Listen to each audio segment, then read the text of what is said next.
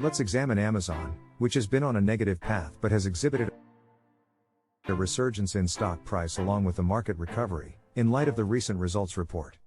The emphasis is on the reality that it hasn't entirely been free of issues like inflation, escalating labor expenses, rising energy prices, and supply chain chaos worldwide.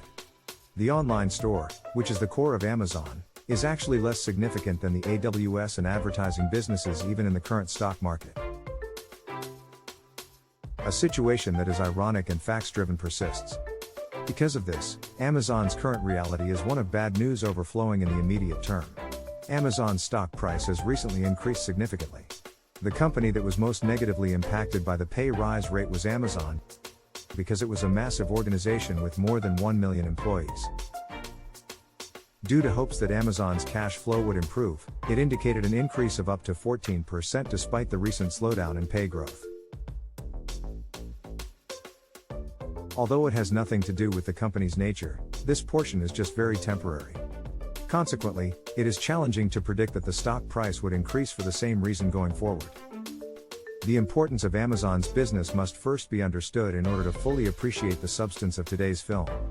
75% of Amazon's sales come from its online store, which is its largest division. AWS cloud services and advertising services are additional. These two divisions of Amazon, which together make up 13% and 7% of the company's revenue, are currently tremendously lucrative. The issue, though, is that Amazon's most significant company, its online store, is in jeopardy. According to a recent statistic, after boosting their internet shopping over the boom era, customers are gradually returning to physical stores. As a result, many people believe that the performance value will keep decreasing in the near future. But the level of anxiety in this situation is higher. Let's look at what Amazon has demonstrated in the current economic market upheaval. It is crucial to remember that there have still been issues, such as increased energy prices, higher labor expenses, inflation, and uncertainty in the global supply chain. It was quite negative for Amazon, and even among major tech businesses, it can be seen that it let go many staff. This time, it declared that it will fire up to 18,000 workers. It is also claimed that these dismissals were made mostly for executives who earned larger annual salaries than other employees. Nonetheless, this may be proof that the company's financial management is subpar. This is due to the fact that when things go wrong, businesses are frequently the ones who fire employees and sell off their assets first in the name of managing their finances.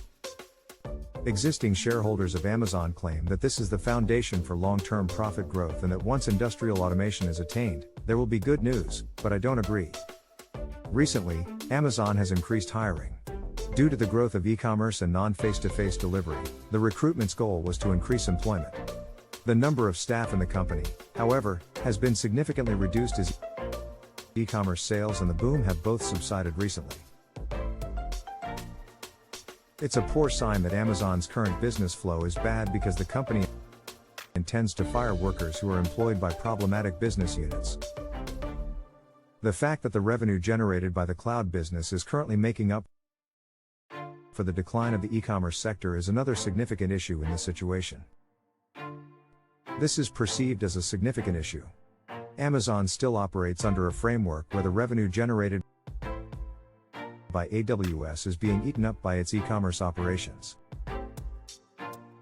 Given the circumstances, Amazon should really pay more attention to the ad and cloud computing sales growth than it does to the apparent expansion of the e-commerce industry. This is due to the fact that Amazon's stock price will decrease even further if AWS business suffers a loss or its growth rate slows. In reality, the irony of the situation persists even in the current stock market, which emphasizes AWS and the advertising industry over the online shop, which is the core of Amazon. To compensate for and counterbalance these losses, Amazon has also adopted another strategy, which is to make consumers bear more of the burden. It instituted a 5% premium system for some U.S. sellers starting in April 2022, and for the first time in 4 years, it increased the cost of U.S. Prime membership in the fourth quarter of 2021 from $119 to $139. The majority of Amazon's sales come from North America. Since this describes 60 to 70% of the scenario, Amazon will no longer be able to cover losses only with AWS if continuous consumption is not created in the United States and Canada. However, since consumer sentiment in the US is the major axis of the economy, the difficulty is that you can foresee it, but when consumer sentiment dies, the entire market has a tendency to collapse. Despite their efforts to placate the market, consumer sentiment is not improving. There won't be any fuss about the future rapid growth of extra sales such as AWS, an advertising company, if Amazon's current performance falls short of the market and shareholder expectations, or if its function as a growth stock is highlighted even slightly. If not, it can be blatantly disregarded in the marketplace. Sadly, since the second quarter of last year, free cash flow, one of the most crucial variables in evaluating a company, has been continuously falling. It is even more troubling because the poor cash flow is the most obvious indication that the present company's stability is rapidly declining. Because of this, Amazon's current reality is one of bad news overflowing in the immediate term. Only truly awful things exist. But there is some optimism. Other than Amazon, which belongs to economic consumers, clearly recognizable firms like GM, Ford, and Nike have historically experienced the lowest share prices during economic recessions, due to the nature of this stock market.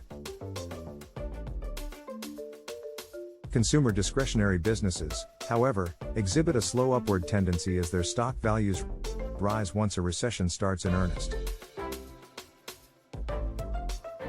The upward tendency in the stock market is of this kind. If the company's intrinsic worth doesn't increase, this ascent is highly likely to come to an abrupt stop with a writhing fight. Keeping with the positive theme, Amazon is renowned for making aggressive investments in the expansion of new markets. Despite the investment argument put forth by Rivian, Amazon has stated that it intends to keep funding Indian businesses this year. The head of the Amazon fund formally said in a direct interview that the fund will be devoted to enhancing the startup climate in India. Additionally, Amazon has lately begun testing a low-cost Prime membership in India and believes the market there is excellent. Currently, it is predicted that India will become more globally competitive as China's population starts to fall. And when the water comes in, it will be determined that India is rowing extremely well. India has a large domestic market share and has historically been quite conservative. But it is now demonstrating an open-minded attitude toward aggressively achieving the development of the national economy market by gradually securing global infrastructure. Amazon is likewise attempting to take advantage of openings and avoid slipping up during these market shifts. Here, it's crucial to pay attention to the sectors Amazon is supporting. In fact, the healthcare sector has showed the highest interest,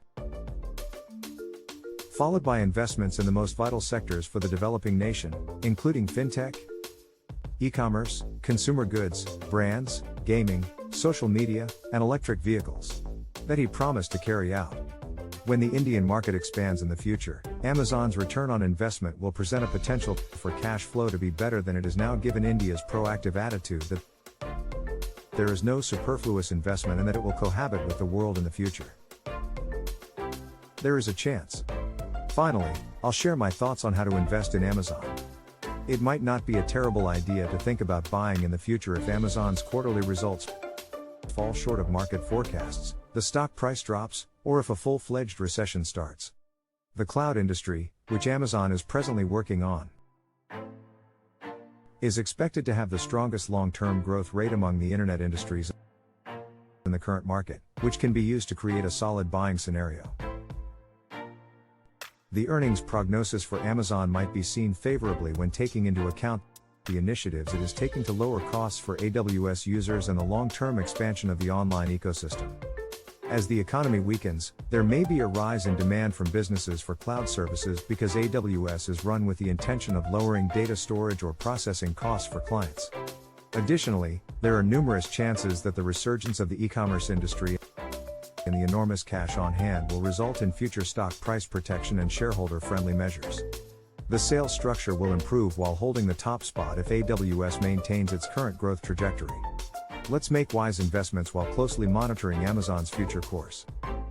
I appreciate you taking the time to watch this lengthy video.